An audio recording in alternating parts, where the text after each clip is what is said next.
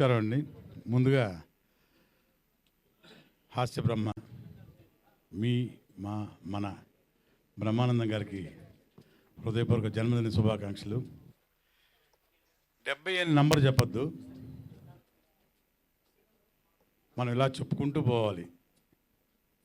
ఎన్ని జన్మదినాలు మనం శుభాకాంక్షలు చెప్పేవాడిని కాదు, శతకం పైన చెప్తూనే ఉండాలి. చిరంజీవిగా ఆయన మనల్ని అందరినీ ఇంకా ఇంకా ఇంకా ఇంకా నవ్విస్తూనే ఉండాలి. ఆరోగ్యంగా హ్యాపీగా తన శేష జీవితంతో బ్రహ్మాండంగా జరగాలని మనస్ఫూర్తి కోరుకుంటున్నాను. నేను ఒక్కడనే కాదు, ఇక ఆయన గురించి ప్రత్యేకంగా మనం అంత ఇంత ఓహో ఎంతో అని ఇంకా చెప్పక్కర్లా. ప్రతిరోజు మనం దేవుణ్ణి ఎలాగో చూసుకుంటామో బ్రహ్మానందం గారిని కూడా అలాగే చూసుకుంటాం. నిజమా కాదా?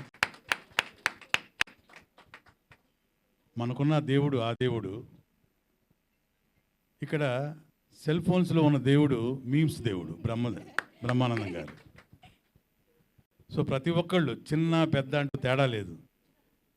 చిన్న పిల్లవాడి దగ్గర నుంచి ముసలోళ్ళ వరకు ఏజ్ డిఫరెన్స్ లేకుండా సెల్ ఫోన్ తీసుకున్నారంటే బ్రహ్మానందం గారి మీమ్స్ చూడాల్సిందే, బ్రహ్మానందం గారి కామెడీ పార్ట్ చూడాల్సిందే. నాకు తమ్ముడు ఉన్నాడుగా, అన్నయ్య లేడు. నిజంగా చాలాసార్లు చెప్పాను, నన్ను కూడా అంత ఆప్యాయంగా తమ్ముడు తమ్ముడు తమ్ముడు అని పిలుస్తారు. ఎక్కడికి వెళ్ళినా సరే, ఎప్పుడైనా సరే. ఎందుకో తెలియదు, ఆ అనుబంధం అలా కుదిరిపోయింది. అది బహుశా మా నాన్నగారు గిరిబాబు గారి వల్ల, వాళ్ళిద్దరికి ఉన్న సాన్నిహిత్యం, వాళ్ళిద్దరికి ఉన్న ప్రేమ, మా ఫ్యామిలీకి వాళ్ళ ఫ్యామిలీకి ఉన్న అనుబంధం, ఇవన్నీ కలిసి వెరసి అనుకుంటాను. అదొక ప్రత్యేకమైన అభిమానం, అది ప్రేమ ప్రేమ ప్రేమ మా మీద. అలాగే నన్ను మనస్ఫూర్తిగా తమ్ముడు, ఒరే మా తమ్ముడు అని బయట వాళ్ళు పరిచయం చేసేప్పుడు కూడా, ఇక ప్రొఫెషనల్గా ఇక చెప్పేదేముంది, ఆర్టిస్టులు ఇక లొకేషన్స్లో కూర్చుంటే ఆయనతో కూర్చుంటే ఇక మామూలే. నిజంగా ఆ రోజు వర్క్ చేసినట్టే ఉండదు. ఆ ప్రొడ్యూసర్కి చెప్పకూడదు, డబ్బులు ఇవ్వడు మళ్ళీ వర్క్ చేయలేదనుకుంటే. బ్రహ్మానందం అన్నయ్య ఇది అతిశయోక్తి కాకపోతే నిజంగా ఒక మాట చెప్తాం మీ అందరికీ. మొన్న ఇటీవల ఒక పెద్ద హాస్పిటల్ ఒక చీఫ్ డాక్టర్ని మామూలుగా ఫ్రెండ్లీగా కలిసాం. ఆ రోజు ఆయన అన్నారు, ఏమయ్యా మీ బ్రహ్మానందం గారు ఇప్పుడు కూడా బాగా బిజీగా ఉన్నట్టున్నారే అన్నాను. అవునండి చేస్తున్నారండి హ్యాపీగా. వెరీ గుడ్ అయ్యా. మేము ఇచ్చే మందులతోటి మా పేషెంట్స్ బ్రతుకుతున్నారు, అది మామూలే. సైకలాజికల్గా మీ బ్రహ్మానందం గారి మీమ్స్ ఆ వీడియోస్ చూస్తూ పేషెంట్స్ వాళ్ళ జీవితాన్ని ఎక్స్టెండ్ చేసుకుంటున్నారనే అన్నాడు డాక్టర్.